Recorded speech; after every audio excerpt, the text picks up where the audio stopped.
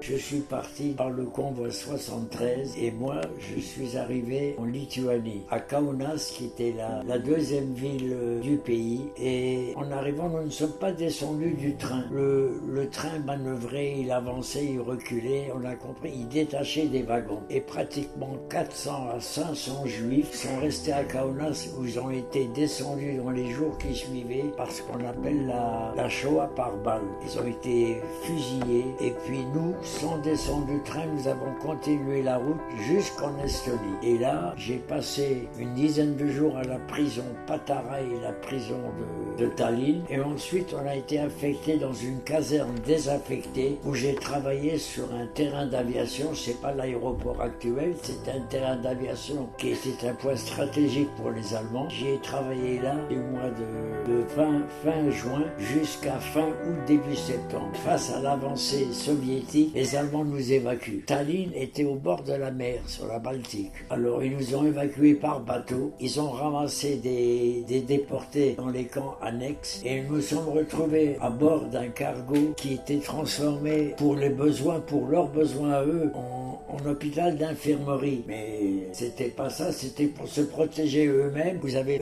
dessiné une croix rouge sur le bateau. Nous avons voyagé 3 jours, 3 nuits. On entendait l'artillerie russe parce qu'il y avait des combats navals dans les barrages. Et nous sommes arrivés à Danzig. Arrivés à Danzig, de là, nous sommes partis à pied à l'est de Danzig, dans un camp qui s'appelle Stutthof. À ne pas confondre avec le camp de Struthof en France. Nous avons été à Stutthof. C'est un camp d'extermination. Et lorsque nous sommes arrivés, la chambre à gaz et le four crématoire ne fonctionnaient plus. Pour quelle raison, je n'en sais rien. Seulement les morts s'amoncelaient tous les jours. Il fallait bien les faire disparaître. Alors il y avait des charniers à ciel ouvert où ils mettaient des couches de déportés, ensuite une couche de chaud, puis ils mettaient le feu à ça et ils brûlaient ça. J'ai vécu là jusqu'au mois de janvier 45, face à l'avancée toujours des troupes russes. Les Allemands nous évacuent. Nous partons par colonne de 1000 à 1500 personnes environ et nous avons mis 10 jours pour faire une centaine de kilomètres. Nous avons contourné, nous sommes revenus par le delta de la Vistule et nous avons contourné Danzig pour remonter au nord-ouest, pas loin toujours de la Baltique.